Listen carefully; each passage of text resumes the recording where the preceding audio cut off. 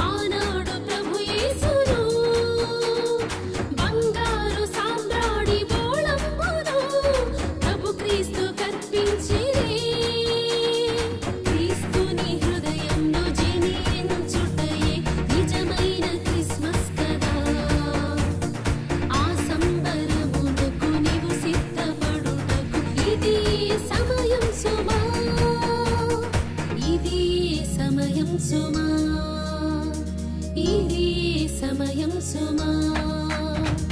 Happy happy happy happy Christmas. Merry merry merry merry Christmas.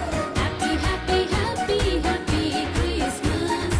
Merry merry merry merry Christmas. మనసంతా నిండెను సంతోషంతో మహారాజు భూమికొచ్చిన ఈ వేళలో. మనసంతా నిండెను సంతోషంతో మహారాజు భూమికొచ్చిన ఈ వేళలో.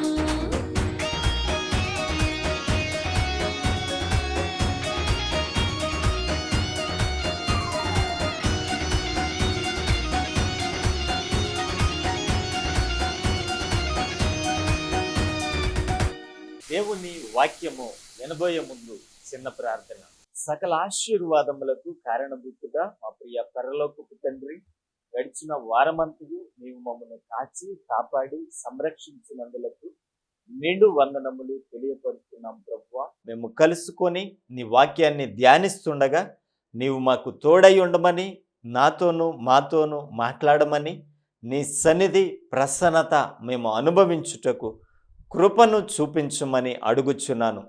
నీ వాక్యము పట్ల శ్రద్ధ కలిగి, నీ సన్నిధి పట్ల ఆసక్తి కలిగి ఈ టీవీ కార్యక్రమము కొరకు ఎదురు చూస్తూ ఆశతో టీవీ ముందు కూర్చున్న ప్రతి ఒక్కరిని మీరు దర్శించండి ప్రభువా. ఆశ కలిగిన ప్రాణమును తృప్తిపరిచే దేవుడవు. నాతోనూ మాతోనూ మీరు మాట్లాడి మమ్మను సంతృప్తి పరచమని యేసు అను శక్తిగల నామమును అడుగుచున్నాము తండ్రి, ఆమెన్. ఈరోజు మన అంశము తప్పిపోయిన కుమారుడి ఉపమానము. ఏంటండి? తప్పిపోయిన కుమారుని ఉపమానము. ఇది చాలాసార్లు మేము విన్నాము, చాలా వర్తమానాలు మేము తెలుసుకున్నాము.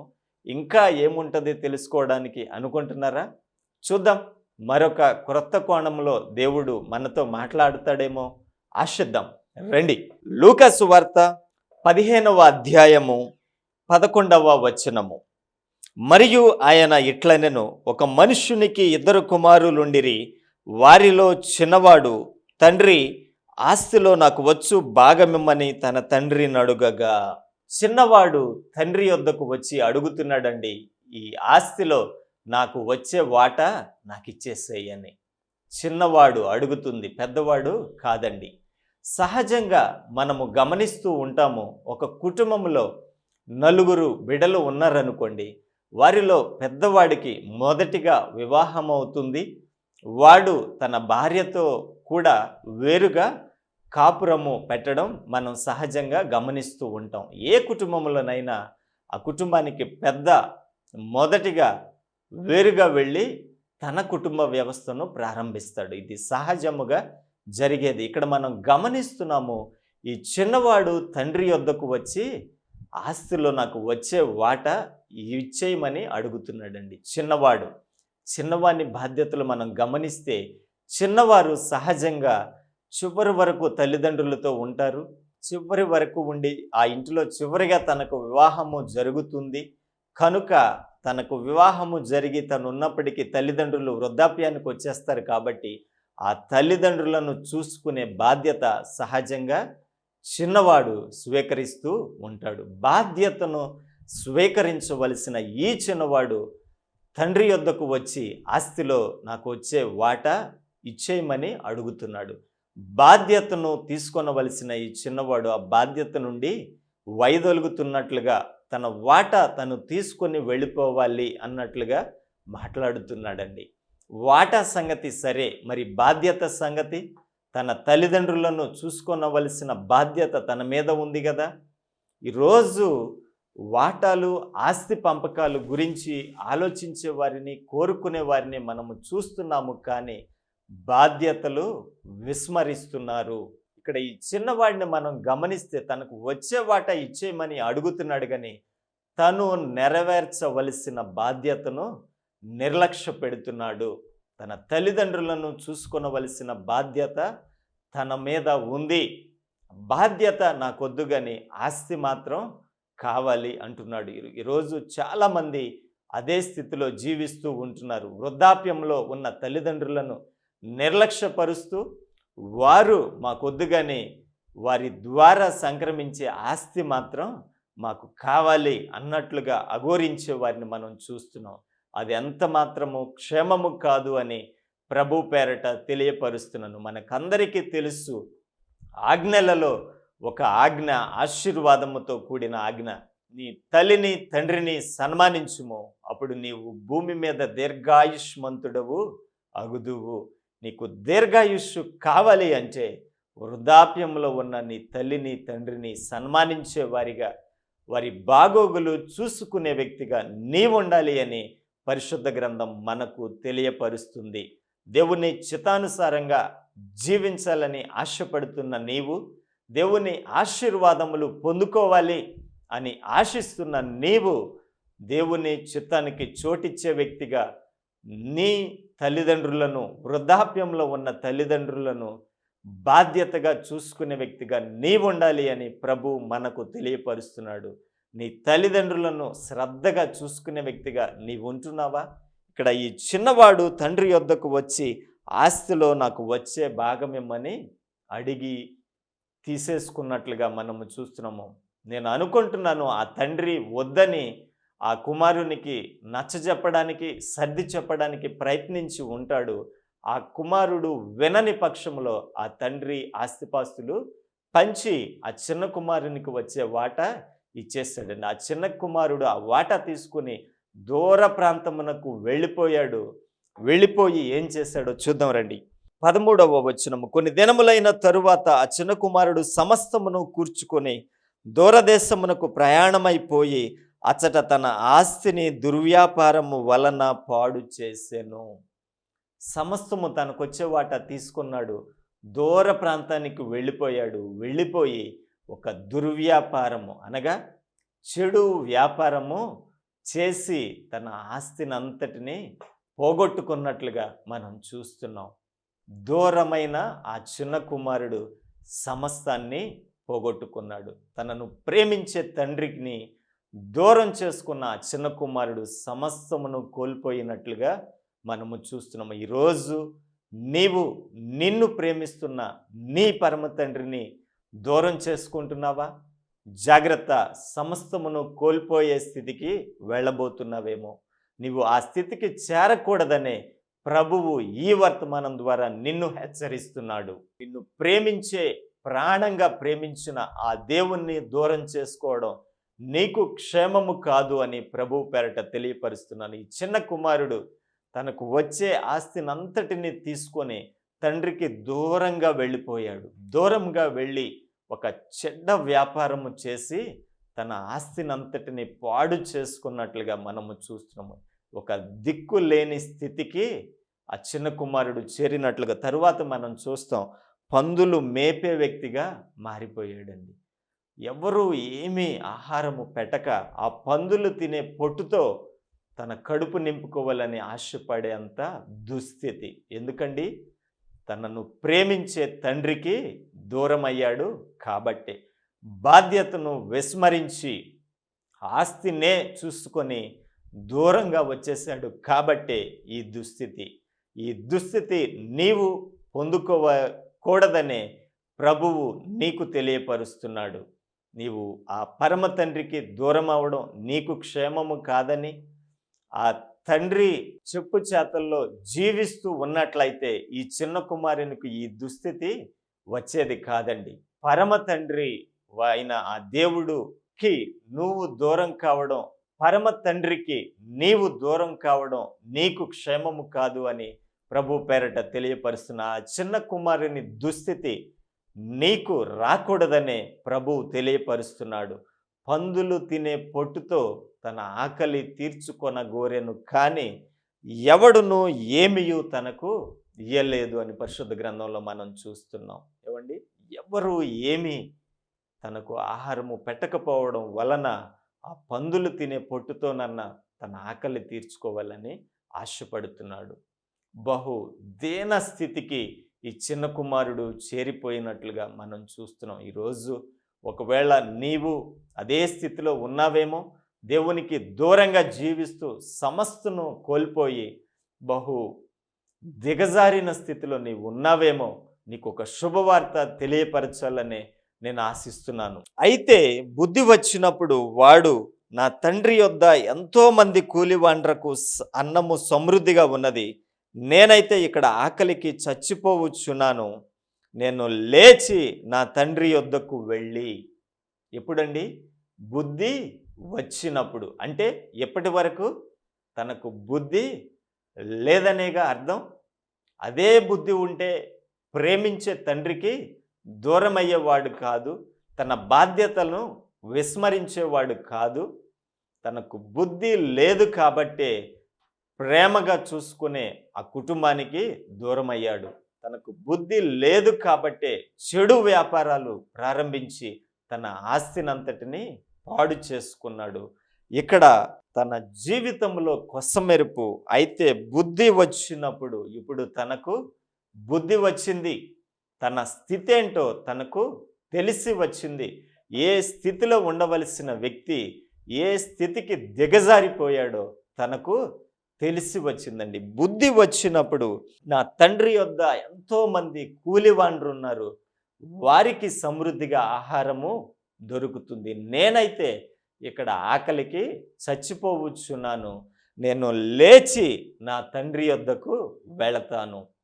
బుద్ధి వచ్చినప్పుడు తీసుకుంటున్న ఒక మంచి నిర్ణయము, నేను లేచి నా తండ్రి యొద్దకు వెళతాను, నన్ను ప్రేమించే తండ్రి యొద్దకు నేను వెళతాను.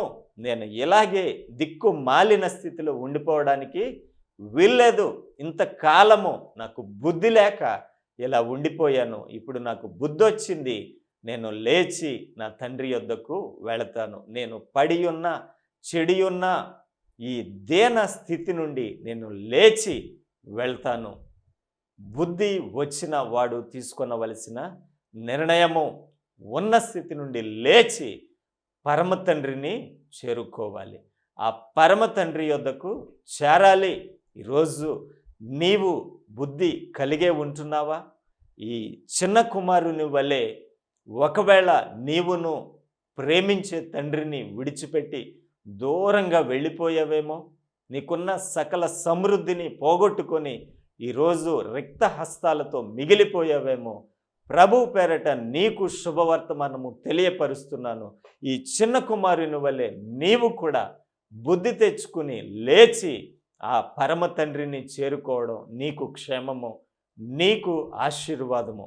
ప్రశ్న, వద్దని కాదని వెళ్ళిపోయిన ఈ చిన్న కుమారుడు మరల ఆ తండ్రి యొద్దకు చేరితే తండ్రి అంగీకరిస్తాడా, హక్కున చేర్చుకుంటాడా అనే ప్రశ్న సహజంగా కలుగుతుంది. మన జీవితాలకు ఆపాదించుకుంటే దేవుణ్ణి వద్దని కాదని ఆయన చిత్తానికి వ్యతిరేకంగా నడుస్తూ ఎన్నో అడుగులు వేస్తూ ముందుకు వెళ్ళిపోయిన మనము, ఇప్పుడు రిక్త హస్తాలతో మిగిలిపోయిన మనం ఆ పరమ తండ్రిని చేరితే ఆ పరమ తండ్రి మనలను అంగీకరిస్తాడా, హక్కున చేర్చుకుంటాడా, ఆదరిస్తాడా అనే ప్రశ్న కలుగుతుంటే ఇక్కడ మనకు సమాధానము సిద్ధపరచి ఉంది. చూద్దాం రండి.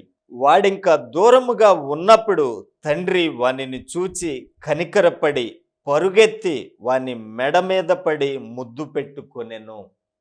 ఈ చిన్న కుమారుడు తిరిగి వస్తున్నప్పుడు, ఇంకా దూరంగా ఉన్నప్పుడే అట తండ్రి ఎదురుగా పరిగెత్తుకుంటూ వెళ్ళి బహు మురికిగా, ఏమండి, పందులు మేపుతున్న వ్యక్తి ఏ విధంగా ఉంటాడండి? దుస్తులన్నీ బహు మురికిగా ఉండి ఉంటాయి కదా, చెడు వాసన వచ్చే స్థితిలో ఉండి ఉంటాడు కదా. అటువంటి స్థితిలో ఉన్న కుమారుని మెడ మీద పడి ముద్దు పెట్టుకున్నాడట. ఆ తండ్రి ప్రేమకు ఆ చెడు వాసన అడ్డం రాలేదు, మురికి అడ్డం రాలేదండి. తన కన్న ప్రేమ, ఆ తండ్రి ప్రేమ కుమారుణ్ణి హత్తుకొని ముద్దు పెట్టుకునే విధంగా చేసింది. తప్పిపోయిన ఆ చిన్న కుమారుడు తిరిగి వచ్చినప్పుడు తండ్రి కనపరుస్తున్న ప్రేమను మనం గమనిస్తున్నాం. ఈరోజు నీవు తప్పిపోయి దేవునికి దూరంగా ఉన్నావేమో, నీవు తిరిగి వచ్చేస్తే నా దేవుడు నిన్ను స్వీకరించడానికి సిద్ధంగా ఉన్నాడు. ఈ చిన్న కుమారుని జీవితంలో మనం చూస్తున్నాం. వాడింకా దూరముగా ఉన్నప్పుడే తండ్రి ఎదురుగా పరిగెత్తుకొని వెళ్ళాడట. ఇది ఎలా సాధ్యమండి? సహజంగా జరగవలసినది ఏంటి? ఆ చిన్న కుమారుడు ఇంటికొచ్చి తలుపు కొడితే ఒక సేవకుడు వచ్చి తలుపు తీసి చిన్న కుమారుడిని చూసి తండ్రి వద్దకు వెళ్ళి, నీ చిన్న కుమారుడు వచ్చి ఉన్నాడు అని ఆ తండ్రికి వర్తమానము తెలియచేస్తే, తండ్రి ఎందుకు వచ్చాడు? నేను కాదని, ఆస్తే కావాలని తీసుకుని వెళ్ళిపోయాడుగా, మళ్ళెందుకు తిరిగి వచ్చాడు? ఇది కదా జరగాల్సింది. కానీ ఇక్కడ మనం చూస్తున్నాము, వాడింకా దూరముగా ఉన్నప్పుడే తండ్రి వానిని చూశాడట. ఎలా సాధ్యమైంది అని ఆలోచన చేస్తే ఇక్కడ ఒక ఆత్మీయ మర్మము పరిశుద్ధాత్మ దేవుడు దాచి ఉంచాడు. తప్పిపోయిన, చెడిపోయిన, దూరం అయిపోయిన నీ కొరకు ఆ పరమ తండ్రి దివారాత్రులు ఎదురు చూస్తూ ఉన్నాడండి. నీవు తిరిగి వచ్చేస్తావని, నిన్ను హత్తుకోవాలని, నిన్ను కౌగలించుకోవాలని, నిన్ను ప్రాణంగా ప్రేమించే ఆ పరమ తండ్రి నీ కొరకు ఎదురు చూస్తూ ఉన్నాడు. ఎదురు చూస్తున్నాడు కాబట్టే ఆ చిన్న కుమారుడు ఇంకా దూరంగా ఉండగానే తండ్రి ఎదురుగా పరిగెత్తుకుని వెళ్ళి ఆ కుమారుడిని హత్తుకున్నట్లుగా మనం చూస్తున్నాం. ఆ పరమ తండ్రి నీ కొరకు ఎదురు చూస్తున్నాడు. నీవు లేచి తిరిగి వచ్చేస్తే నిన్ను హత్తుకోవాలని, నిన్ను ఆశీర్వదించాలని, నీవు కోల్పోయినవన్నీ తిరిగి నీకు అప్పజెప్పాలని, నీవు కోల్పోయిన ఆ జీవితమును నీకు అనుగ్రహించి ఒక రాకుమారునిలా నిన్ను చేయాలని ఈ పరమ తండ్రి ఎదురు చూస్తున్నాడు. వచ్చేస్తావా తిరిగి ఈ ప్రేమించే తండ్రి యొద్దకు? తెలుసో తెలియకో దేవునికి దూరంగా నీ ఇష్టానుసారమైన జీవితంలోనికి నీవు వెళ్ళిపోయావేమో ప్రభు పేరట తెలియపరుస్తున్నాను. ఆ పరమ తండ్రి నీ కొరకు ఎదురు చూస్తున్నాడు. నీవు తిరిగి వచ్చేస్తావని, నీవు కోల్పోయినవన్నీ నీకు తిరిగి చేయాలని, ఒక రాకుమారునిలా నిన్ను మార్చి ఉన్నత స్థితిలో నిన్నుంచాలని పరమ తండ్రి ఈరోజు నీ కొరకు ఎదురు చూస్తున్నాడు. బుద్ధి వచ్చినప్పుడు ఆ చిన్న కుమారుడు లేచి తిరిగి వచ్చేసిన విధంగా నీవు తిరిగి రావడం నీకు క్షేమం, నీకు ఆశీర్వాదం. ఒక ఉన్నతమైన రాజకుమారునిలా ఉండవలసిన నీవు ఈ దిక్కుమాలిన స్థితిలో జీవించటానికి వీల్లేదనే దేవుడు నీకు తెలియపరుస్తున్నాడు. ఒక రాకుమారునిలా మరలా నిన్నుంచాలని దేవుడు ఆశిస్తూ ఉన్నాడు. తిరిగి వచ్చేస్తావా? ఆ చిన్న కుమారుని వలె తను పడి చెడి ఉన్న స్థితిలో ఉన్నప్పుడు తనకు బుద్ధి వచ్చి, అయ్యో నేను ఇలా బుద్ధి లేక చేశాను, ఇప్పుడైతే నా తప్పును నేను గ్రహిస్తున్నాను, నేను లేచి నన్ను ప్రేమించే నా తండ్రి యొద్దకు వెళ్ళిపోతాను అనే ఒక మంచి నిర్ణయము ఆ చిన్న కుమారుని జీవితాన్ని మార్చివేసినట్లుగా మనము చూస్తున్నాము. ఈరోజు నీ జీవితము మారాలంటే, నీ జీవితంలో ఆశీర్వాదమును నీవు చవి చూడాలని అంటే, నీ ఉన్న స్థితిని విడిచిపెట్టి లేచి నిన్ను ప్రేమించే ఆ తండ్రి యొద్దకు నీవు చేరాలి. ఎందుకు? ఆ పరమ తండ్రి నీ కొరకు ఎదురు చూస్తున్నాడు. ఎప్పుడు తిరిగి వస్తావా? నీవు కోల్పోయినవన్నీ నీకు అనుగ్రహించాలని, ఉన్నత స్థితిలో నిన్నుంచాలని, ఒక ఆశీర్వాదకరమైన వ్యక్తిగా నిన్ను మార్చాలి అని పరమ తండ్రి నీ కొరకు ఎదురు చూస్తున్నాడు. ఆ పరమ తండ్రి యొద్దకు నీవు చేరితే నీవు కోల్పోయినవన్నీ పొందుకుంటావు, ఉన్నత స్థితిలో నీవు ఉంటావు, ఒక ఆశీర్వాదకరమైన వ్యక్తిగా, దీవెనకరమైన వ్యక్తిగా నీవు మార్చబడతావు అని ప్రభు పేరట తెలియపరుస్తూ ఉన్నాను. ఆ చిన్న కుమారుడు తెలుసో తెలియకో తండ్రికి దూరం అయ్యాడు. కానీ బుద్ధి వచ్చినప్పుడు తన తప్పిదమును సరిచేసుకుని తిరిగి వచ్చేసినట్లుగా, తన తండ్రి దీవెనలో పాలు పంచుకున్నట్లుగా, తన తండ్రితో కూడా కలిసి ఆ విందులో పాలు పంచుకున్నట్లుగా మనం చూస్తున్నాం. ఈరోజు నీవు ఆ పరలోకపు విందులో, ఆ నిత్య రాజ్యములో ప్రభువుతో కూడా ఉండాలి అని దేవుడు ఆశిస్తున్నాడు. కాబట్టి నీకు తెలియపరుస్తున్నాడు, లేచి తిరిగి వచ్చేస్తావని దేవుడు నీ కొరకు ఎదురు చూస్తున్నాడు. తిరిగి వచ్చేసే వ్యక్తిగా నీవెందుకు ఉండకూడదు? ఈ దీన స్థితి నుండి లేచి నిన్ను ప్రాణంగా ప్రేమిస్తున్న ఆ పరమ తండ్రిని కలుసుకునే వ్యక్తిగా నీవెందుకు ఉండకూడదు? ఒకసారి ఆలోచించవలసినదిగా తెలియపరుస్తూ నా మాటలు ముగిస్తూ ఉన్నాను. చిన్న ప్రార్థన.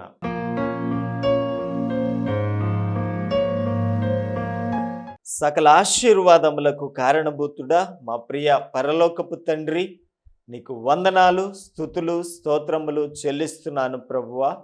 నాయన, చిన్న కుమారుడు నాయన ప్రేమించే తండ్రిని విడిచిపెట్టి ఆ ప్రేమకు దూరమై ఒక దుర్వ్యాపారము వలన తన స్థితిని, పరిస్థితిని, తన ఆస్తిపాస్తులను పాడు చేసుకున్నట్లుగా మేము చూస్తున్నాం ప్రభువా. ఈరోజు మేము అదే స్థితిలో ఉన్నామేమో. ప్రాణంగా ప్రేమించే నిన్ను విడిచిపెట్టి లోకములో ఏదో సంపాదించుకోవాలని ప్రయాసపడుతూ ఉన్నామేమో. దయతో మమ్మను క్షమించమని ఆ తండ్రి కుమారుణ్ణి ఏ విధంగా హక్కున చేర్చుకున్నాడో, ఆదరించాడో, ఆ విధంగా ఆదరించటానికి మేము కోల్పోయిన సమస్తము తిరిగి నాయన ఇవ్వడానికి నీవు సిద్ధంగా ఉన్న దేవుడవు, ప్రాణంగా ప్రేమిస్తున్న దేవుడవు, మా కొరకు ఎదురు చూస్తున్న దేవుడవు ప్రభువా. నీ ప్రేమకు దూరంగా ఉండి మేమేమీ సాధించలేమని, నీ చిత్తానికి వ్యతిరేకంగా మా ప్రయత్నములు ఏమీ ఫలించవు అని గమనించిన మేము బుద్ధి వచ్చిన చిన్న కుమారుని వలె బుద్ధి తెచ్చుకొని మరల నీ యొద్దకు చేరే మనస్సు మాకు కలుగ చేయమని అడుగుచున్నాం ప్రభువా. బుద్ధి వచ్చినప్పుడు ఆ చిన్న కుమారుడు ఆ దరిద్రపు స్థితిలో ఉండలేదు, లేచి తన తండ్రి యొద్దకు వచ్చేసినట్లుగా మేము చూసాం. బుద్ధి తెచ్చుకున్న మేము ఈ ఇక్కట్లలో, లేమిలో ఏమీ పాలుపోని ఈ దీన పరిస్థితిలో ఉండిపోవడానికి వీల్లేదు ప్రభువా. లేచి మమ్మను ప్రాణంగా ప్రేమిస్తున్న నీ యొద్దకు చేరే మనస్సు మాకు కలగచేయండి. నీవు మా కొరకు ఎదురు చూస్తున్నావని, ఎప్పుడు మేము తిరిగి వచ్చేస్తామా అని నీవు ఆశిస్తున్నావని గ్రహించి నీ యొద్దకు చేరి నీవిచ్చు సకల ఆశీర్వాదములు పొందుకొను కృప మా అందరికీ కలుగచేయమని అడుగుచున్నాం ప్రభువా. ఈ వర్తమానమును విన్న ప్రతి ఒక్కరిని మీరు జ్ఞాపకం చేసుకోనండి.